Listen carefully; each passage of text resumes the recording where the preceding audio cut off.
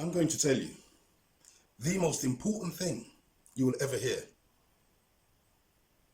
You don't have to believe anything I'm going to say. I'm going to give you the proof, I'm going to give you the evidence, and I'm going to show you that it is a fact and that it is true. And what I'm going to tell you is this. Within the Bill of Rights of 1688, which is still in force, under the heading Subjects' Rights, there is the right of subjects to petition the monarch, and all commitments and prosecutions for such petitioning are illegal. I'm going to repeat that. I must repeat that. It is the right of subjects to petition the monarch, and all commitments and prosecutions for such petitioning are illegal.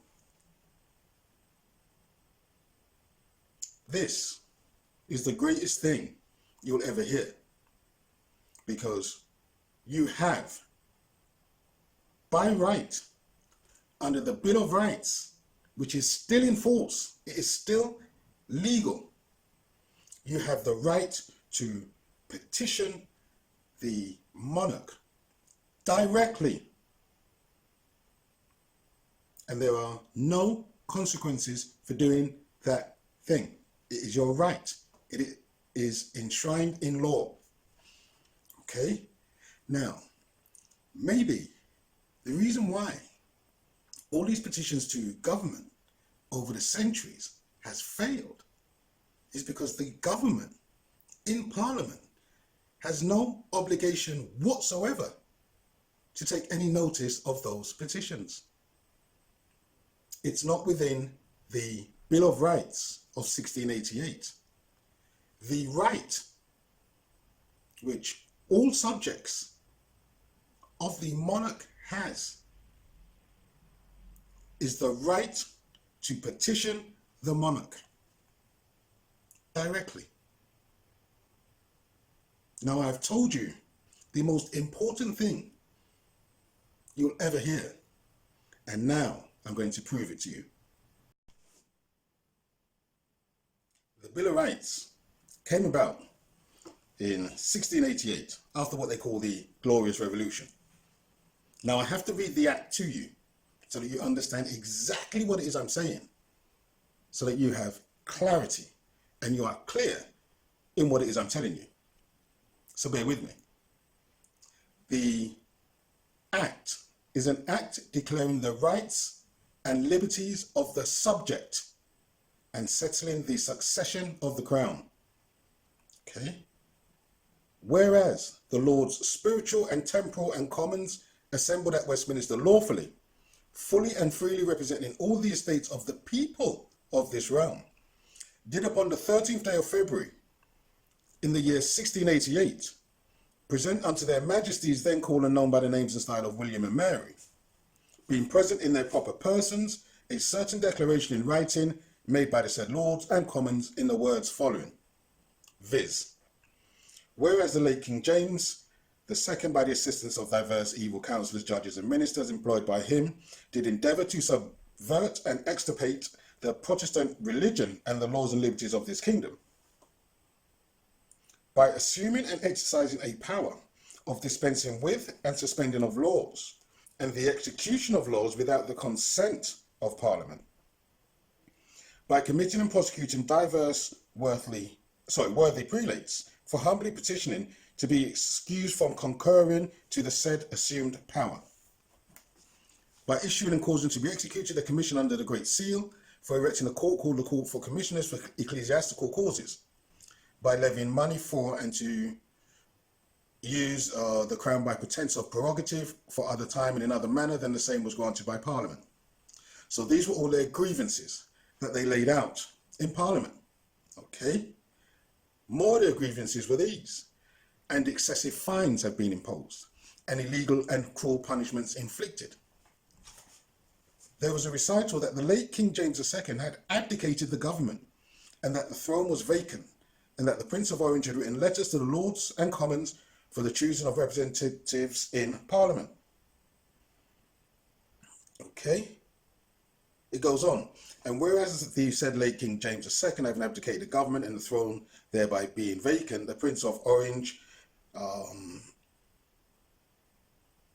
and it says, whom have pleased Almighty God to make the glorious instrument of delivering this kingdom from popery and arbitrary power, did, by the advice of the Lords, spiritual and temporal, cause letters to be written to the Lords, being Protestant, to represent them as were of right to be sent to Parliament to meet and sit at Westminster on the 22nd of January 1688, in order to such an establishment as that their religion, laws and liberties might not again be in danger of being subverted, upon which letters elections having been accordingly made. I pause because the language isn't the language that we use today. Okay, so it doesn't flow in the same way that we say things nowadays. But I digress. Okay, here's the important part. Yeah, there was the complaints about the actions of the king. Okay, this is why the revolution took place. Okay, and they then drafted the Bill of Rights in 1688 to set down what the rights now were. Okay, so under the heading, the subjects' rights, it says, and thereupon the said lords, pursuant to their respective letters and elections, being now assembled in a full and free representative of this nation, taking into their most serious consideration the best means for attaining the ends aforesaid, do, in the first place, for the vindicating and asserting their ancient rights and liberties declared. And these were the declarations. I'm not going to read all of them. I'm going to read some of them. Okay? For the vindicating and asserting their ancient rights and liberties declared, that the pretended power of suspending laws or the execution of laws by regal authority without consent of Parliament is illegal. Okay? And this is the important one in terms of what I said to you at the beginning. That it is the right of subjects to petition the king, and all commitments and prosecutions for such petitioning are illegal. I'm going to read that again. That it is the right of the subjects to petition the king, and all commitments and prosecutions for such petitioning are illegal. Okay? Now, I'm going to pause there a minute, and I'm going to explain succinctly two terms. Number one is people. What is people?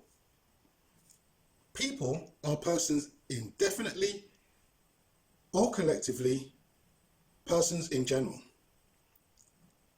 Persons, whether men, women or children, considered as numerable individuals forming a group.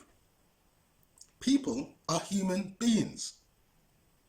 Or, people is the entire body of persons who constitute a community, tribe, nation or other group by virtue of a common culture and history. Okay? Now, I looked up the etymology of the word people to make sure that people still means the same thing now as it did then. And the etymology of the word people is exactly the same then as it is now. Okay?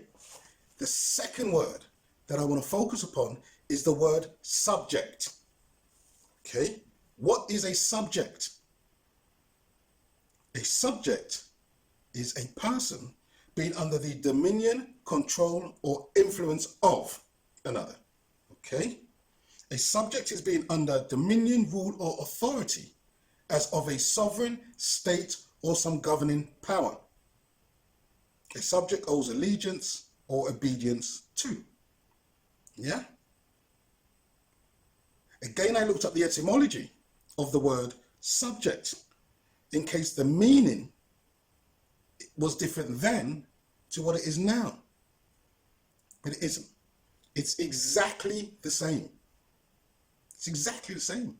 So people means the same thing and subject means the same thing. Yeah? So if you are a human being and you reside in the United Kingdom or you reside in any of the Commonwealth countries where the monarch is the head of state, you are classified as a subject of that head of state. So, under the Bill of Rights, 1688, it is the right of the subject to petition the monarch, and all commitments and prosecutions for such petitioning are illegal. That really must sink in. It needs to sink in. But I'm going to continue with what I'm saying. Because also under the Bill of Rights, it says that election of members of Parliament ought to be free. But that still happens. It says that the freedom of speech and debates of proceedings in Parliament ought not to be impeached or questioned in any court or place out of Parliament. That still happens too. MPs have parliamentary privilege. They can say what they like in Parliament. There is no opportunity for anyone to take any MP who is speaking in the House to court for slander.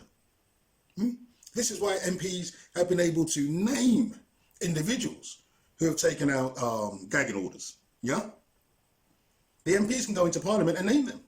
They can override the court, and there's not a single consequence for that particular MP because of this privilege, this right that they have, which dates back to 1688.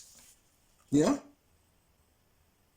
So, it also says that excessive bail ought not to be required, nor excessive fines imposed, nor cruel and unusual punishments inflicted. Okay, so this is all under the Act. It continues, and they do claim, demand, and insist upon all and singular the premises as the undoubted rights and liberties, and that no declarations, judgments, doings, or proceedings to the prejudice of the people in any ways to be drawn hereafter into consequence or example. And they do claim, demand, and insist upon all and singular the premises as to the undoubted rights and liberties, and that no declarations, judgments, doings, or proceedings to the prejudice of the people in any ways to be drawn hereafter into consequence or example. Okay? Premise means, in legal documents, it means with regards to the matter that was previously stated. The matter that was previously stated was the subject's rights, the right of the individual to petition the king or the monarch.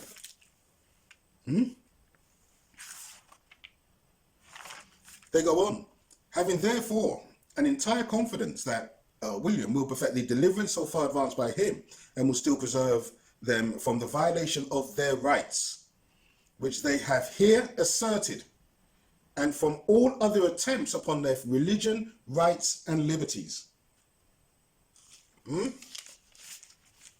Is that clear? Is that absolutely clear? When they spoke about the supremacy under the Act, they said that the Lords assembled in Parliament for the ratifying, confirming, and establishing the declaration. That declaration I just read. And the articles, clause in matters and things therein, contained by a force of law, made in due form by authority of Parliament, do pray that it may be declared and enacted, that all and singular, the rights and liberties asserted and claimed in the said declaration are the true, ancient, and indubitable rights and liberties of the people of this kingdom. And so shall be esteemed, allowed, judged, deemed, and taken to be, and that all and every particulars aforesaid shall be firmly and strictly holden and observed as they are expressed in the said declaration. That is absolutely clear. Absolutely clear. There can be no confusion with regards to the language. There can be no confusion with regards to the intention. There can be no confusion that the Bill of Rights isn't still valid. It's still valid. It hasn't been repealed. It still exists. So what was written or enshrined into law in 1688, that still stands. Because all of the things that they complained about James II doing, they then done a declaration to say that none of the things that he was doing would be done in the future. Do you follow what I'm saying? It's absolutely clear. It's absolutely clear. It says that it is the right of the subject to petition the king or the monarch. And all commitments and prosecutions for such petitioning are illegal.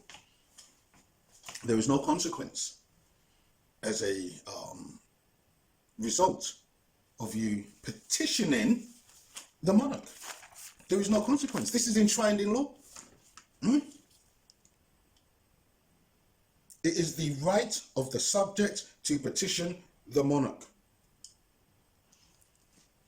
Nobody knew. Nobody knew.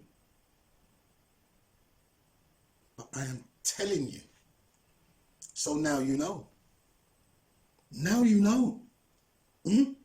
If you are a human being and you are a subject of the monarch, and this includes Commonwealth citizens, you have the absolute right to petition the monarch if you have any grievance whatsoever. This right is enshrined in the Bill of Rights. A petition is any address, any appeal, any application, any plea, or any request to the monarch. A petition is to ask, to call upon, to plead, to press, or urge for some action on your behalf. A petition is to invoke a right or to make a demand. So you have the right to make any request of the monarch, individually or collectively, if you have any grievance that you want the monarch to address. Remember in an earlier video, I told you about the hierarchy in this country. The monarch is the head of state. You then got the archbishops. The prime minister is number 5 on the list. But you have an absolute right to petition the monarch. It is enshrined in the Bill of Rights. Now, I cannot keep on repeating that. The language in the Act is unequivocal. It is clear and it is succinct. Okay? It has been enshrined in law and it has been sealed under the Great Seal of State. It is there. It is there for you. If you wish to write to the monarch because you have a grievance, this is enshrined in law. It's enshrined in law. So when I told you at the outset, I'm going to tell you the most important thing you'll ever hear. I've told you and I've proved it to you. You don't have to believe anything I say because I will prove what it is I say to you. So you can be left in absolutely no doubt as to what it is I'm saying. I'm going to start doing public speaking engagements from early September so that any questions, any queries, any further information that you need, you can speak to me. I will tell you so that you know what it is you need to know. Okay?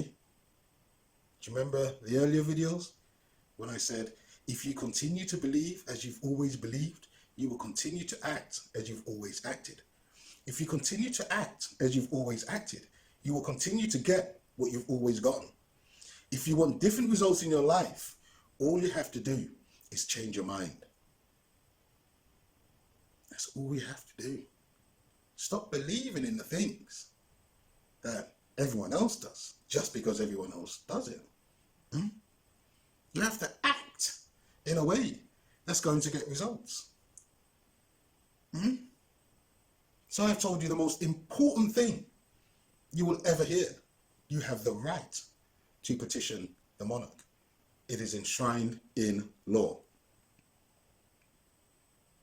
Thank you for watching. Please share and subscribe. More videos coming soon.